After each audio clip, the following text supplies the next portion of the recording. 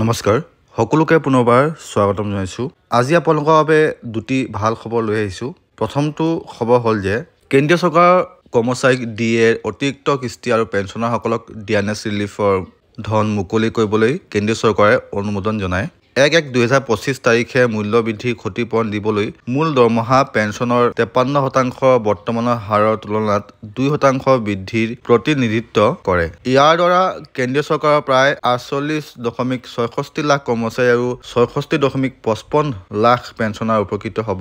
এই পুনৰীক্ষণৰ জৰিয়তে ডিএ 53% পৰা 55 লৈ বৃদ্ধি পাব, যাৰ ফলত প্ৰত্যাশিত অষ্টম দৰমহা আয়োগৰ পূৰ্বে কৰ্মচাৰীসকলৰ দৰমহা বৃদ্ধিৰ সুবিধা হ'ব। ডিএনএছ ভাত্তা আৰু ডিএনএছ ৰিলিফ দুয়োটা বৃদ্ধিৰ বাবে ৰাজকোষত সংযুক্ত প্ৰভাৱ হ'ব 50 লাখ টকা, বছৰি 6,614.4 কোটি টকা। এই বৃদ্ধি সপ্তম দৰমহা আয়োগৰ পৰামৰ্শৰ ভিত্তিত গ্ৰহণ কৰা সূত্ৰ অনুসৰি কৰা হৈছে। শেষৰটো বৃদ্ধি 2024 চনৰ জুলাই মাহত হৈছিল, যেতিয়া ডিএ 50% পৰা 53 লৈ বৃদ্ধি কৰা হৈছিল। বৰ্তমান ডিএ 2% বৃদ্ধি হৈ 55% হ'বগৈ। এয়া বহুত ভাল খবৰ বুলি ক'ব নোৱাৰো, কাৰণ বৰ্তমান সময়ত মূল্য বৃদ্ধি ইমান হৈছেগৈ। অৱশ্যে চৰকাৰে কিবা কেলকুলেশ্যন কৰি AICPI কিবা ফৰ্মুলা ইউজ কৰি দেখুৱাই দিছে আমাক যে 2% বাঢ়িব, তাতকে বেছি নাবাঢ়ে। কিন্তু যদি আপোনালোকে চাই বজাৰ মূল্যৰ ওপৰত কম্পেয়াৰ কৰি, তেতিয়াহ'লে দেখিব বৰ্তমান সময়ত কমচে কম 7 পৰা 8% ডিএ বৃদ্ধি কৰিব লাগিছিলে, কাৰণ 8 পে কমিশ্যন সমাগত।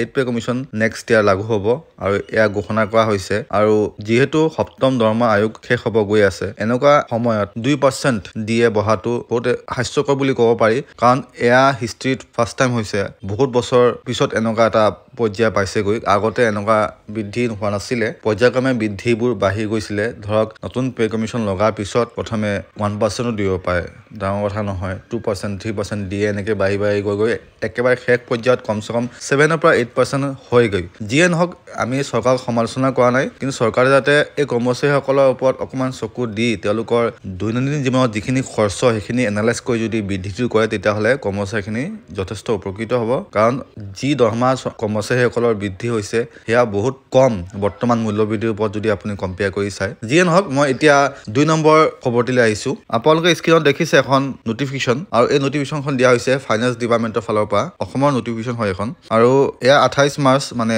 যোৱাকালি দিছিলে। আৰু ইয়াতে মেনশ্যন কৰা হৈছে যে যিহেতু এতিয়া মাৰ্চ এণ্ডিং চলি আছে, গোটেই বিলবোৰ ট্ৰেজাৰী অফিচত গৈ পৰিছেগৈ। অকল এডুকেশ্যন ডিপাৰ্টমেণ্টৰ কথা কোৱা নাই, বিভিন্ন ডিপাৰ্টমেণ্টৰ বিলবোৰ এতিয়া যিহেতু গৈ ট্ৰেজাৰী অফিচত জমা হৈছে, আৰু দৰমহাও সোনকালে দিবলগীয়া হ'ব। সেইকাৰণে 30 আৰু 31 তাৰিখে গোটেইখিনি বিল ক্লিয়াৰেন্সৰ কাৰণে ট্ৰেজাৰী অফিচ খোলা ৰাখিবলৈ নিৰ্দেশনা দিয়া হৈছে। যদি 30-31 তাৰিখে যদি আপুনি ধৰি লয় দেওবাৰ 30 তাৰিখ, 31 তাৰিখে আপোনাৰ ঈদৰ বন্ধ, তেতিয়াহ'লে দৰমহা বহুত দেৰি হ'বগৈ। সেইকাৰণে দৰমহাটো যাতে সোনকালে হৈ যায় কৰ্মচাৰীখিনি, আৰু বিলটো যাতে ক্লিয়াৰ হৈ যায় অতি সোনকালে, সেইকাৰণে 30-31 তাৰিখেও অফিচ মানে স্পেচিয়েলি ট্ৰেজাৰী অফিচ বন্ধ ৰাখিবলৈ মানা কৰিছে, আৰু খোলা ৰাখি কামখিনি সোনকালে শেষ কৰিব কৈছে। অৱশ্যে কেইদিনমান আগতে এটা অৰ্ডাৰ ওলাইছিলে যে সকলোৱে বিলখিনি 21 তাৰিখৰ ভিতৰত জমা দিব লাগে। চাওকচোন, এতিয়া 21 তাৰিখৰ ভিতৰত যদি জমা দিব কৈছে, তথাপিও বহুতে ইগনৰেঞ্চ কৰি জমা দিয়া নাই হয়তো, সেইকাৰণে কামবোৰ এতিয়া পেণ্ডিং হৈ আছে। যিয়ে নহওক, দৰমহা সোনকালে হ'বলৈ